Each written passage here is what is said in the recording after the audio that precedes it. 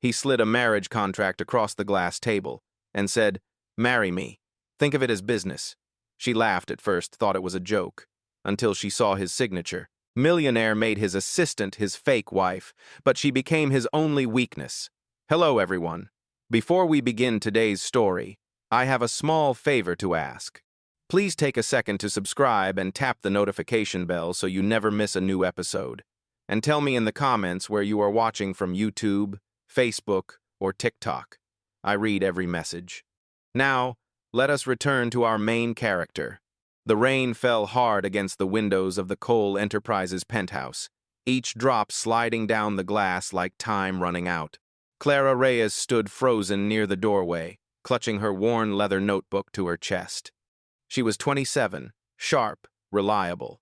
But tonight her reflection in the marble floor looked small, like someone standing at the edge of a cliff.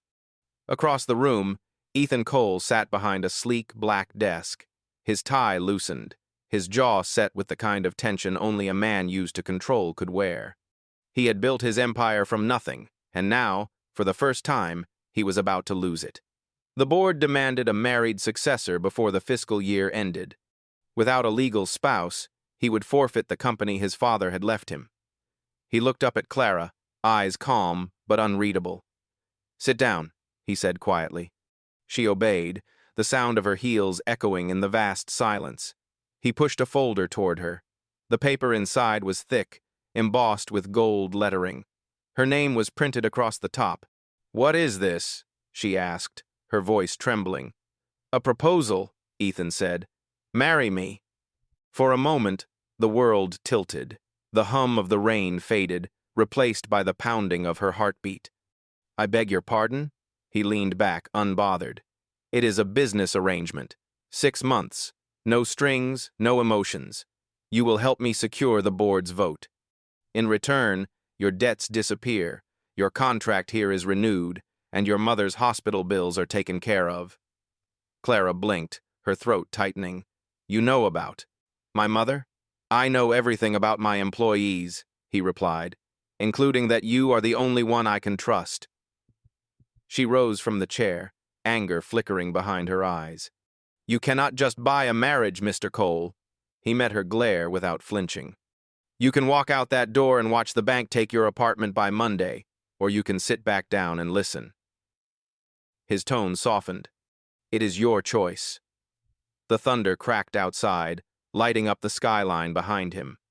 Clara's mind raced through numbers, bills, and promises she had no way of keeping. Pride and fear wrestled inside her chest until fear finally whispered louder. She sat down again. "What exactly would this arrangement include?" she asked.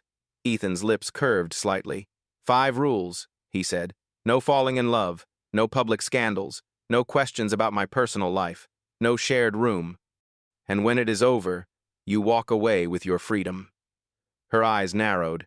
"You forgot one rule." He raised an eyebrow. "And what is that?" "Do not fall for me." For the first time that night, Ethan's expression cracked into something almost human, a flicker of amusement that quickly vanished. "Noted," he said, sliding the pen across the table. The contract lay between them like a loaded gun. Clara looked at it, then at him, her fingers trembling as she reached for the pen. Outside, the city lights blurred through the rain, witnesses to a deal that neither of them understood would change their lives forever. She signed her name, and just like that, the clock started ticking on their 6-month marriage.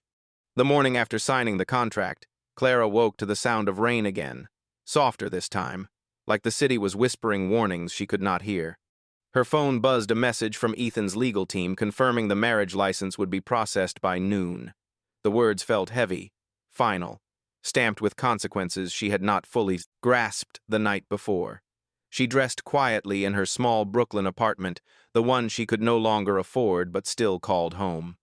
Her reflection in the cracked mirror looked different, same brown eyes, same tired face, but now carrying a secret too large for the walls around her. By 10 a.m., a black sedan waited downstairs. The driver opened the door without a word, and she slid into the back seat, clutching her notebook as if it could anchor her. The city blurred by brick buildings, gray sky, the hum of traffic until they reached a glass tower downtown that touched the clouds. Inside the lobby of Cole Enterprises, employees turned their heads as she passed. Some whispered, others stared. She was no longer the quiet assistant everyone overlooked. She was the rumor that walked among them. Ethan waited in his office, composed as ever, in a tailored charcoal suit that made the room itself seem smaller. When she entered, he looked up from his laptop and studied her expression. "You came," he said simply.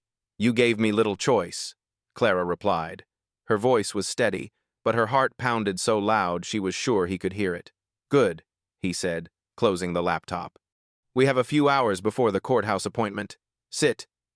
She sat across from him, the same desk where she had signed the papers the night before. He handed her a slim envelope. Inside was a check more zeros than she had ever seen. "This covers your debts," Ethan said. "Your mother's medical bills have been paid as well." Clara looked up sharply. "You already paid them?" He nodded. "I do not like unfinished business." Something twisted inside her, not gratitude exactly, not yet, but a confusion that made her chest tight. "You should have let me do that myself," she said softly. "I could not risk you changing your mind," he answered. "This arrangement only works if both of us follow through." At noon, the courthouse was nearly empty.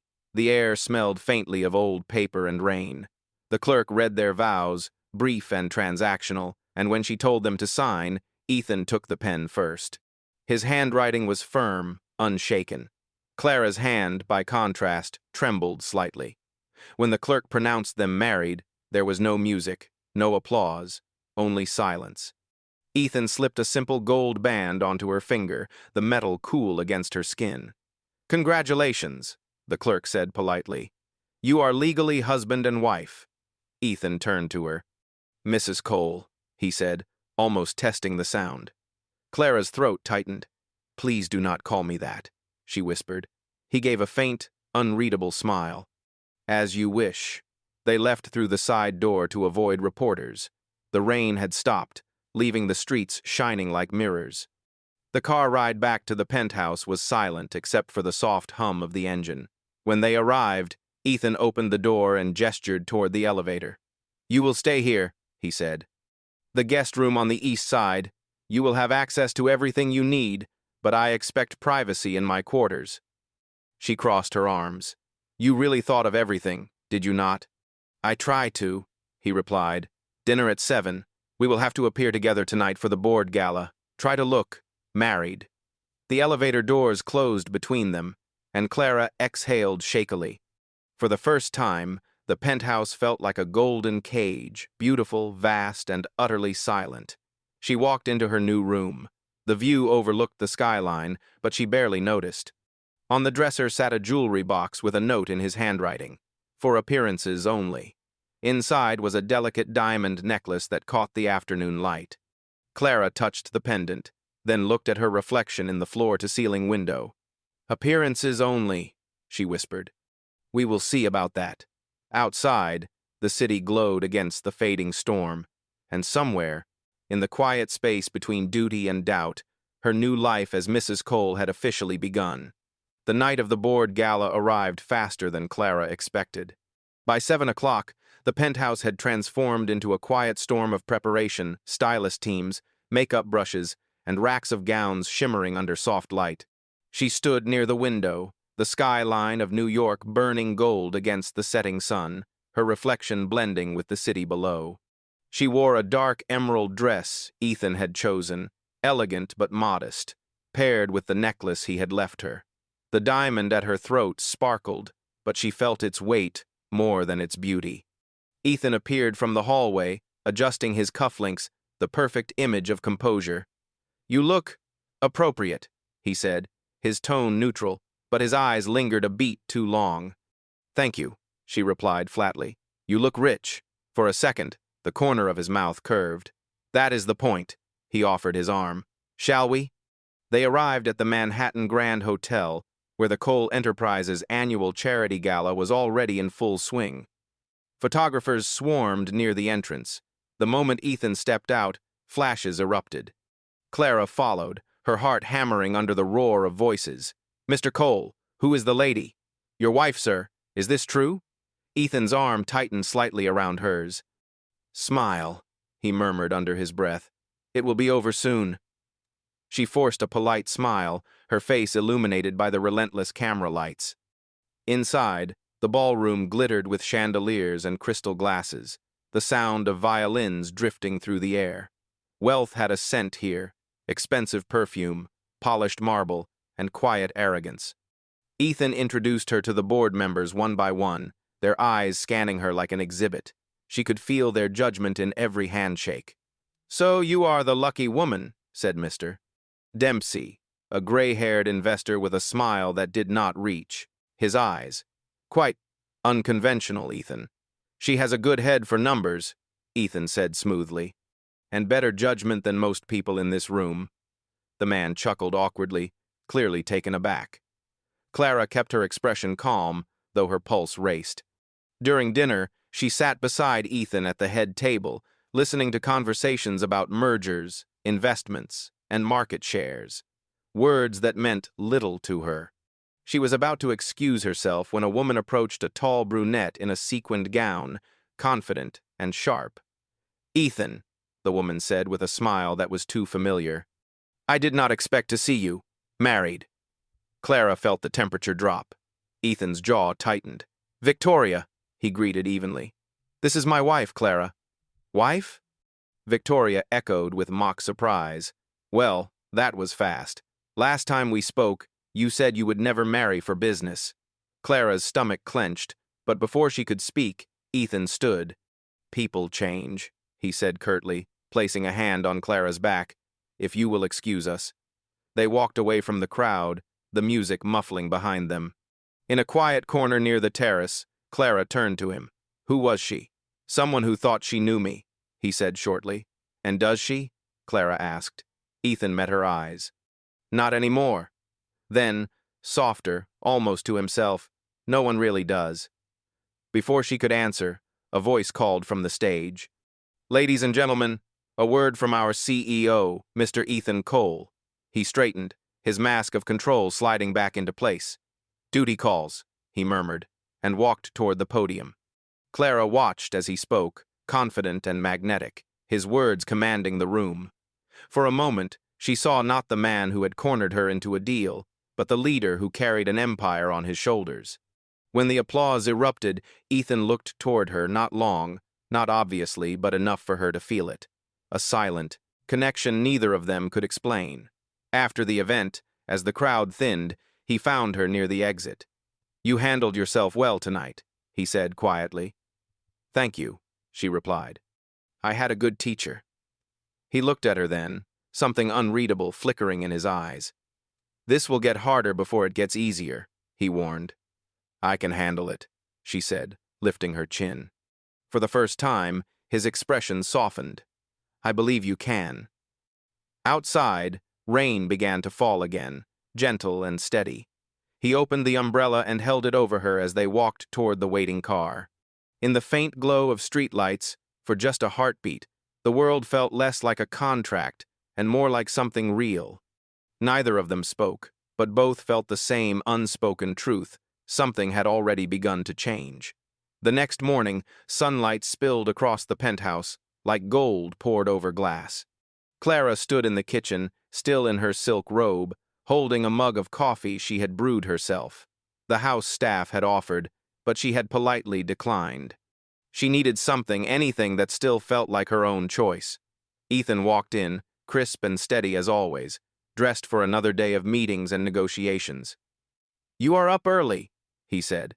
"I could not sleep," she replied, eyes on the skyline. "It feels strange waking up in someone else's life." He paused, then poured himself a cup from the same pot she had made. "It will feel less strange once you stop thinking of it that way." Clara looked over her shoulder. "Easy for you to say. You wrote the rules." Ethan's mouth curved faintly. "And you signed them." She exhaled, half in frustration, half in disbelief. "You really never stop being a businessman, do you?" "No," he said simply. "That is how I survive." Later that morning, Ethan's assistant brought in folders and schedules. Clara sat beside him in the office, observing quietly as he moved from call to call. His presence filled the room, precise, commanding, exhausting. Yet every so often, she caught a flicker of something softer, the way he rubbed his temple when no one was watching, or the silence that followed his father's name on a conference call. When the last meeting ended, she stood to leave. "You work like a machine," she said lightly. "It is the only way to stay ahead," he replied, eyes still on his laptop.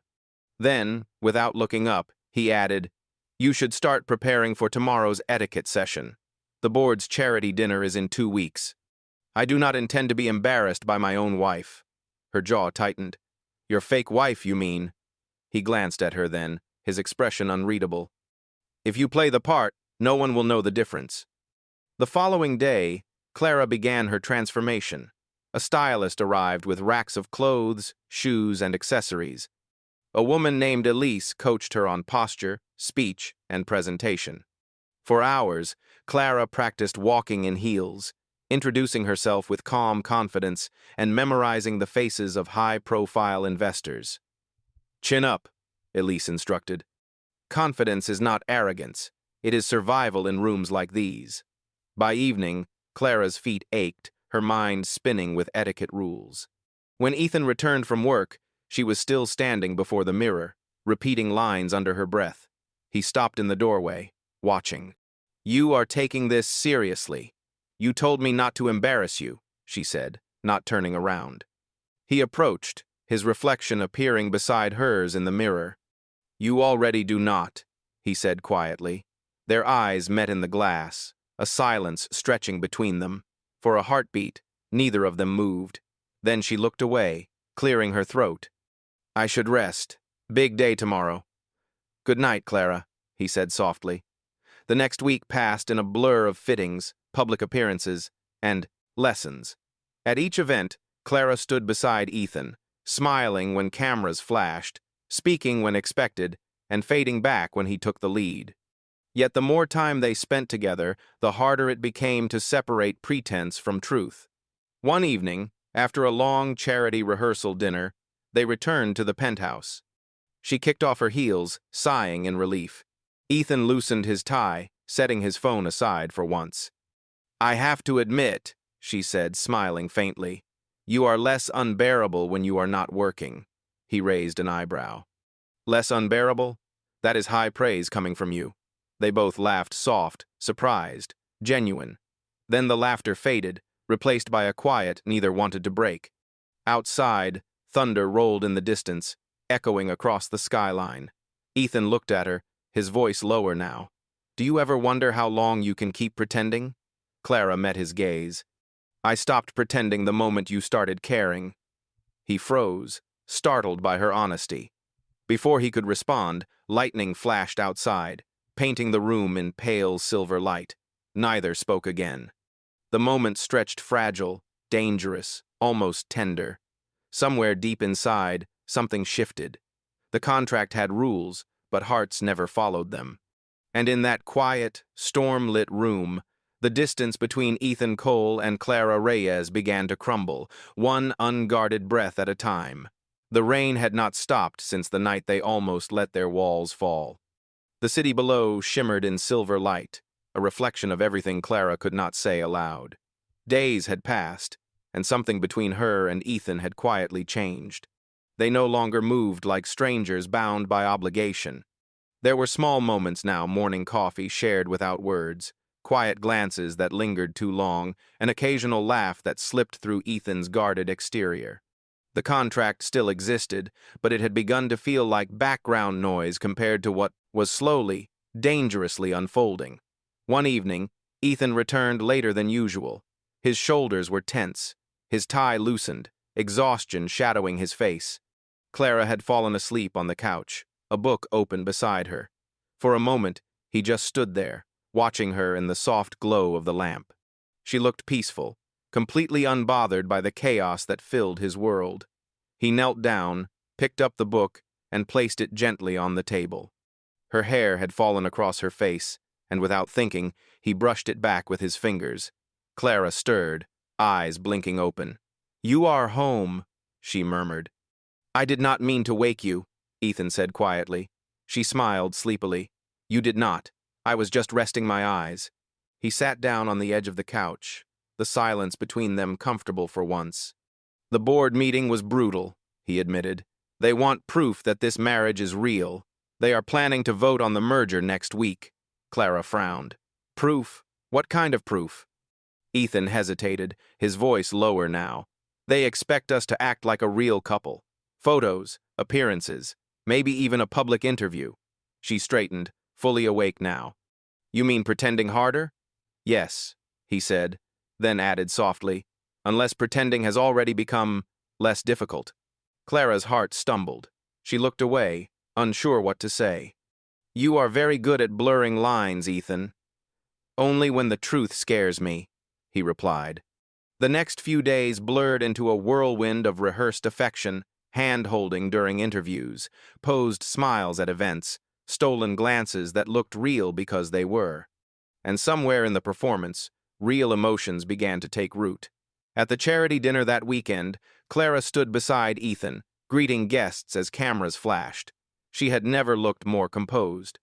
When one of the reporters asked how they had met, she answered smoothly, I was his assistant. He was my impossible boss. Laughter rippled through the crowd, and even Ethan cracked a small smile. He placed a hand on her back, light but steady. For the first time, it did not feel staged. Later that night, as the event ended, they escaped to the rooftop terrace. The city sprawled below, alive and endless. Clara leaned against the railing, the cool air brushing against her skin. You handled yourself perfectly, Ethan said, stepping closer. I learned from the best, she teased. Then, quieter. Does it ever get easier being watched, being doubted all the time?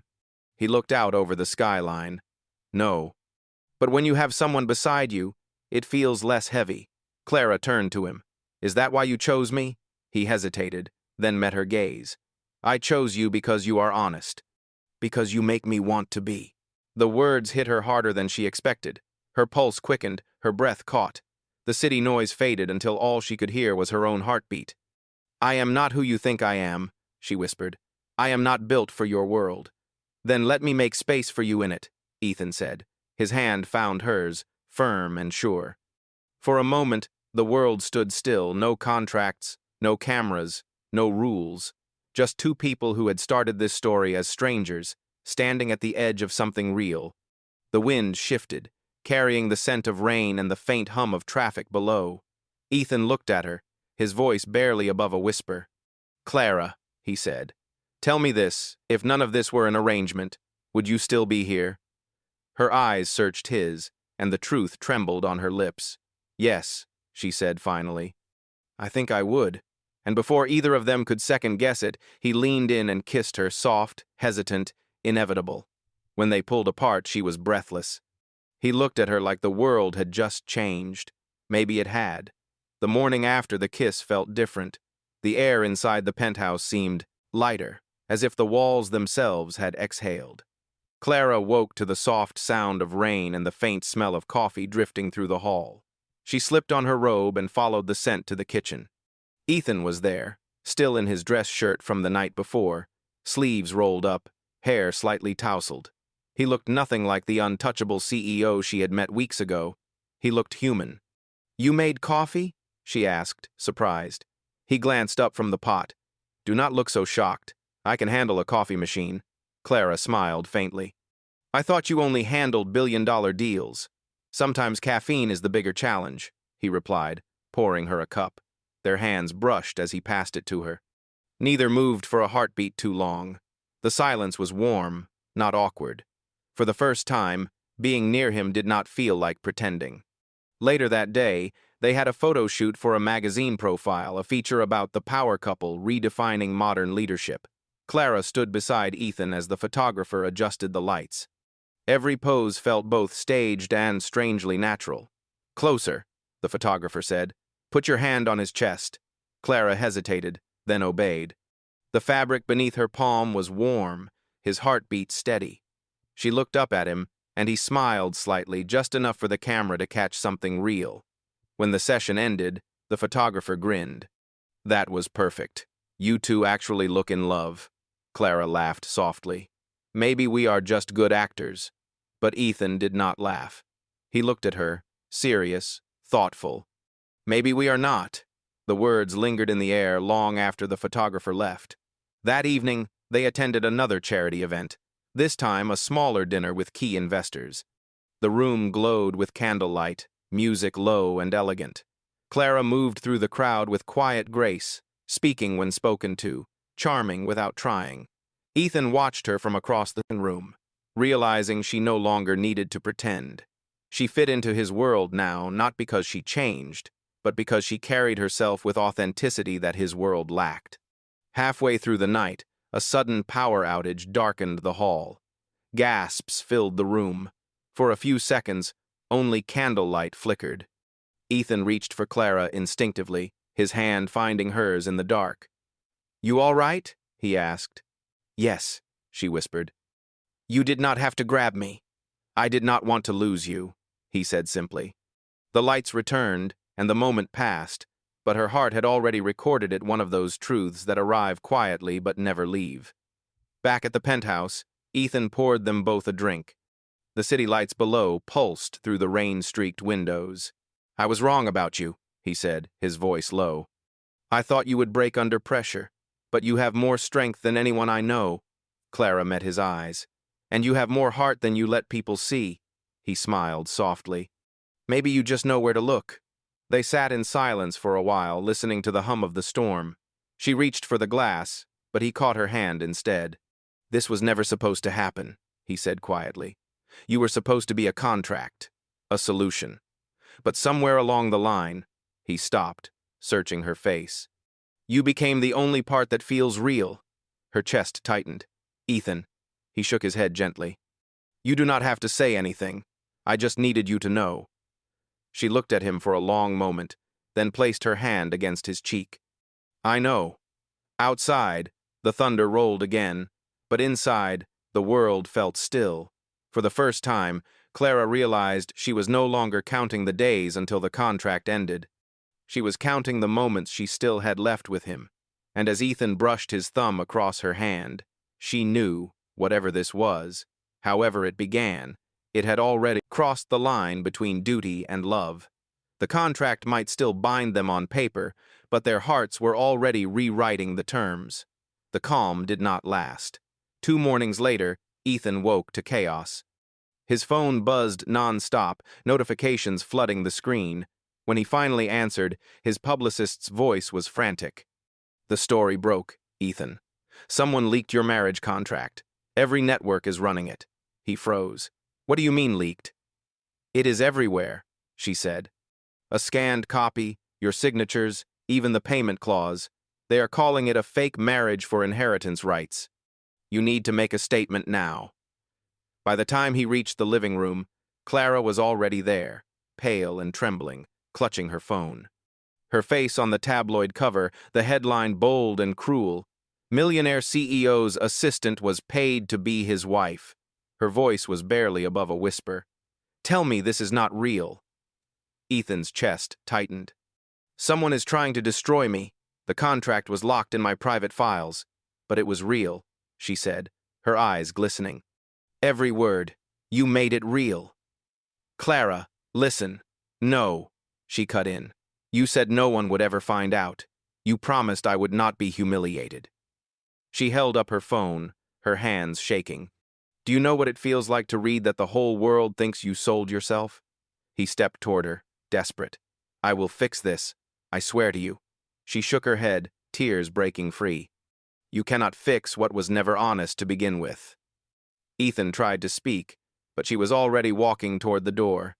"Clara, please." She turned, her voice breaking. "I thought you saw me. Not as an assistant, not as a name on a contract, but as a person. I was wrong." Then she was gone. The sound of the door closing echoed through the penthouse like a verdict. That afternoon, reporters crowded outside the building, cameras, flashing, questions shouted. Ethan gave no statement. He sat in his office instead, staring at the gold ring on his desk, the one she had taken off before she left. Across the city, Clara sat alone in her mother's small apartment, the same one she had once feared losing. Now it felt like a refuge and a prison all at once. The news played on every channel. Her name, her face, her supposed price tag.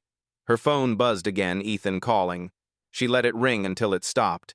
Then she whispered to the empty room, "You wanted proof, Ethan. Here it is." Proof that love built on lies never survives. Outside, rain began to fall once more, heavy and relentless, washing the city clean of everything except regret. 3 days passed, and Ethan Cole became the headline of every business network in America. Board members demanded explanations, shareholders panicked, and journalists camped outside the Cole Enterprises tower like vultures waiting for a collapse. But none of that mattered to him. The only thing that did was the woman who refused to answer his calls. He had tried everything, lawyers, public statements, denials, but the world only believed the scandal. Fake marriage, corporate manipulation, paid assistant turned wife. Each headline cut deeper than the last. On the fourth night, Ethan walked into the ballroom of his own company's anniversary gala, the same room where he had once stood untouchable. Now every eye followed him, curious, cruel. Flashbulbs exploded as he took the stage. He cleared his throat, the microphone amplifying his voice across the silent hall. "Good evening. I know what everyone has read. And yes, there was a contract." Gasps rippled through the room. Reporters scribbled furiously.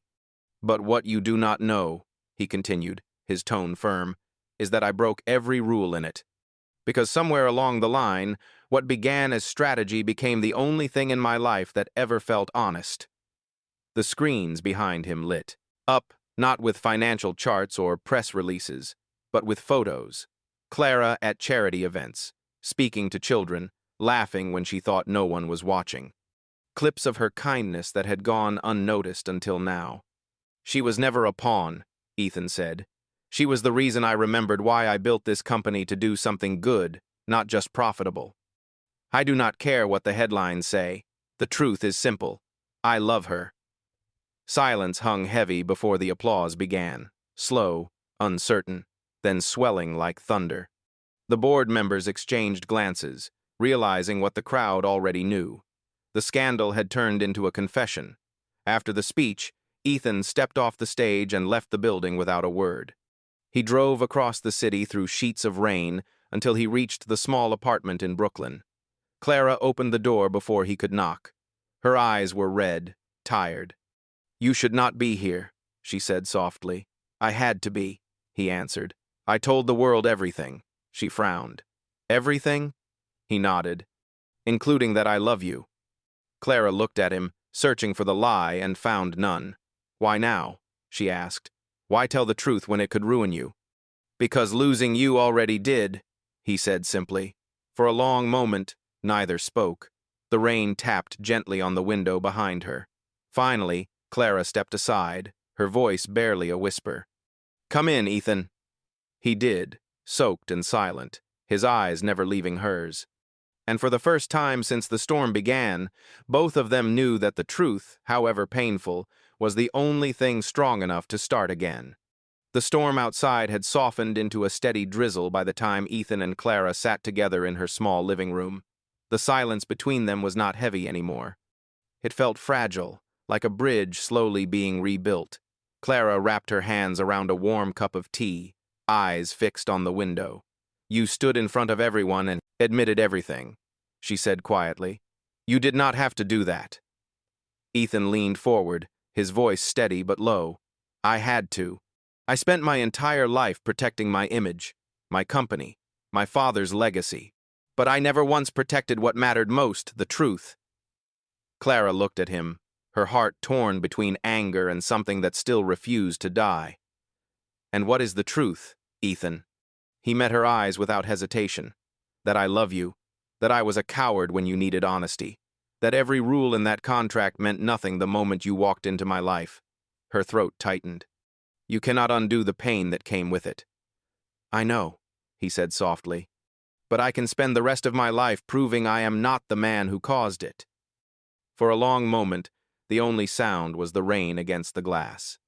Then Clara reached into her pocket and placed the gold ring, the same one she had left on his desk, on the table between them. "I kept it," she whispered. "I told myself it was just a reminder of what not to believe in. But somehow, I could never throw it away." Ethan picked up the ring, his hand trembling slightly. "Then maybe it is time to give it a new meaning." She looked at him, tears shining in her eyes. "No contracts this time?" He smiled faintly. "No contracts. Just love, if you will have me." Clara stood, the smallest of smiles breaking through the sorrow. "Ethan, I never stopped having you." He rose too, and in that quiet apartment filled with the smell of rain and tea, he slipped the ring back onto her finger, not as part of a deal, but as a promise. Weeks later, the city buzzed again with news of Cole Enterprises, but this time, the headlines were different. CEO donates fortune to foundation, run by his wife, Clara Cole. They had turned the scandal into purpose, the lie into something that healed. One evening, as they walked hand in hand through Central Park, Clara glanced at him and smiled. "Do you ever think about how it started?" Ethan laughed softly. "Every day. You were supposed to be my fake wife. And now?" she asked. He stopped, brushing a raindrop from her cheek. "Now, you are the only real thing I have ever had." She leaned into him, their laughter fading into the hum of the city. And in that moment, no contracts, no cameras, no walls. The millionaire and his once assistant found the only deal worth keeping: love without terms.